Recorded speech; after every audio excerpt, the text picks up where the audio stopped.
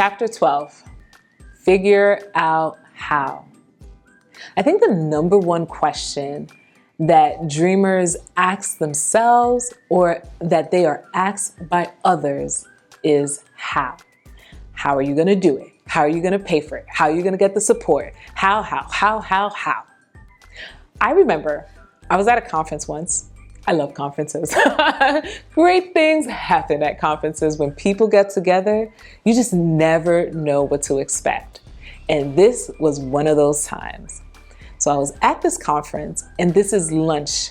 So we're sitting at a table, it's 10 of us, and everybody is going around introducing themselves and what they're passionate about, what their vision is. And when it was my turn, I introduced myself and I shared my passion for women and youth empowerment. Now, the woman sitting next to me turned to me and said, "Oh, you should write a book." And I was like, "Oh, no." And she said, you know what? I didn't even say no. I said someday. I said, "Yeah, someday." And she was like, "Why not today?" And I said, "Because I don't know how." And she said, "No problem. I'll show you." And then she did. She kept her word. And like I told you earlier, not only do I now have published books, those books led to me becoming a speaker, which led to me becoming a consultant for schools and organizations, which leads to me publishing books for others.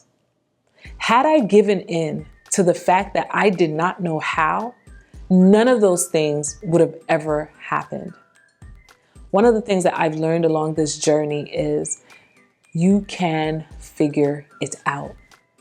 Just because you don't know how today doesn't mean you can't learn, doesn't mean you can't get help, doesn't mean you can't bring on somebody who does know how, because let's be honest, it's not everything you need to know how to do. Sometimes you need to know how to ask for help and how to ask for support. So my question for you is this: what do you need to know in order to pursue your dreams? What questions do you have? Who can you ask for help? Who can you bring on?